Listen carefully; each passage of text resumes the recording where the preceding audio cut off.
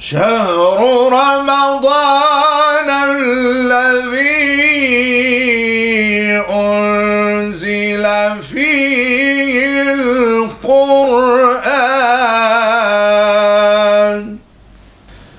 هدى للناس وبينات من الهدى والفرقان.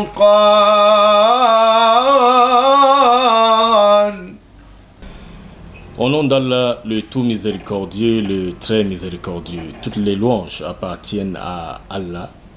Que la prière et la paix soient sur le plus noble des prophètes, Muhammad sallallahu alayhi wa sallam, ainsi que sa famille et ses fidèles compagnons. Honorables serviteurs d'Allah, nous vous transmettons les salutations cordiales et fraternelles de l'islam. Ces salutations islamiques vous est transmise de la part de la mission de Al-Azhar al-Sharif, la célèbre université islamique qui a dépêché une mission ici au Cameroun et plus particulièrement à Yaoundé. Durant ce mois, nous allons vous entretenir, si Allah exalté soit-il le veut, sur certains thèmes.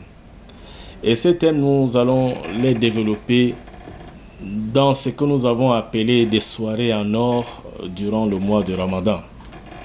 Mais avant, j'aimerais vous faire un bref aperçu sur l'université Al-Azhar.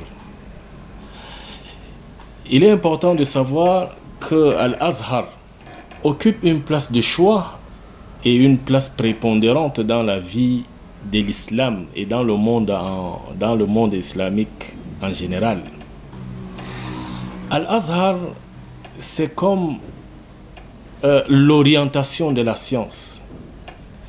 Al-Azhar, c'est la forteresse imprégnable de la religion et de la science. Al-Azhar, c'est cette université qui polarise l'attention du monde entier. Elle attire à elle des gens qui viennent de toutes parts dans le but de s'abreuver à la source de la science islamique et de toutes les autres sciences. Depuis la nuit des temps, Al-Azhar a cessé d'être une simple mosquée où on y vient uniquement pour accomplir la prière. Al-Azhar est devenu ce phare, cette forteresse imprégnable comme nous l'avons dit.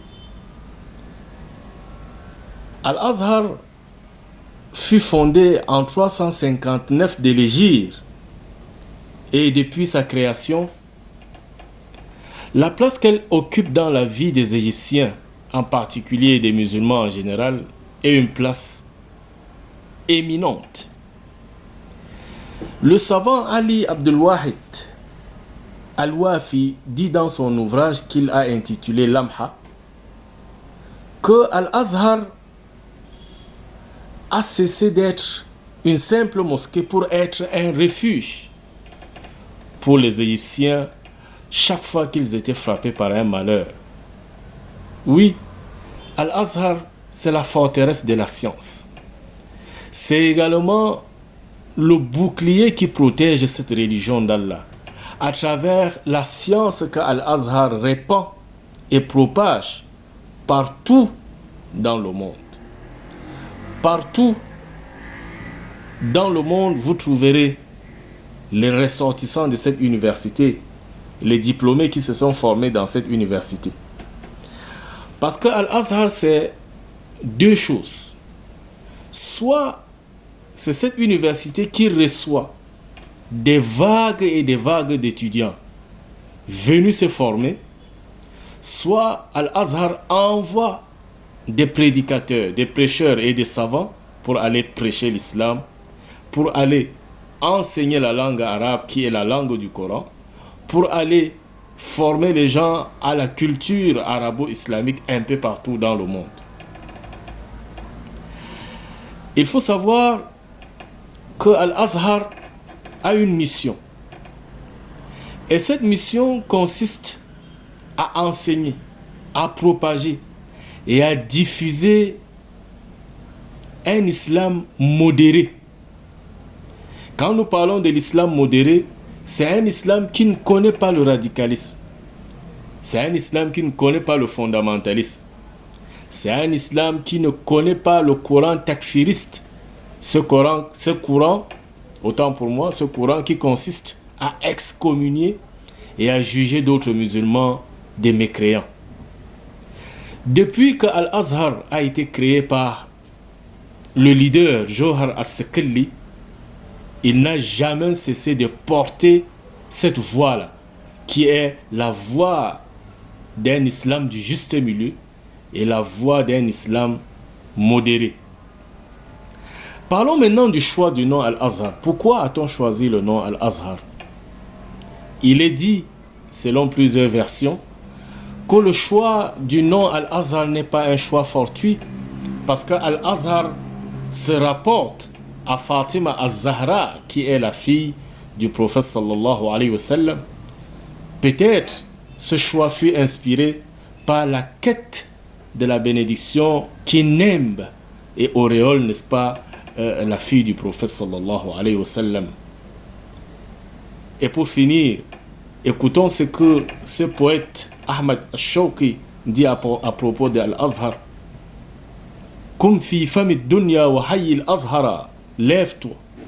Lève-toi dans le monde et salue Al-Azhar. Et répands le parfum et les senteurs et surtout les perles de la science d'Al-Azhar un peu partout dans le monde. Il faut donc savoir que la valeur d'Al-Azhar est une valeur éminente. Et cette valeur éminente, l'université Al-Azhar la tient d'une seule chose. C'est qu'elle protège et sauvegarde cette religion à travers la transmission de la science limpide et à travers, n'est-ce pas, la propagation d'un islam authentique et d'un islam de juste milieu et d'un islam modéré. Nous ne manquerons pas de rendre un vibrant hommage au recteur d'Al-Azhar, le grand imam d'Al-Azhar, le révérend cheikh professeur Dr Ahmad At-Tayyib, celui-là qui appelle à un islam modéré, celui-là qui est presque le parangon de l'islam modéré actuellement, et le professeur même et le maître même du renouvellement de la pensée islamique.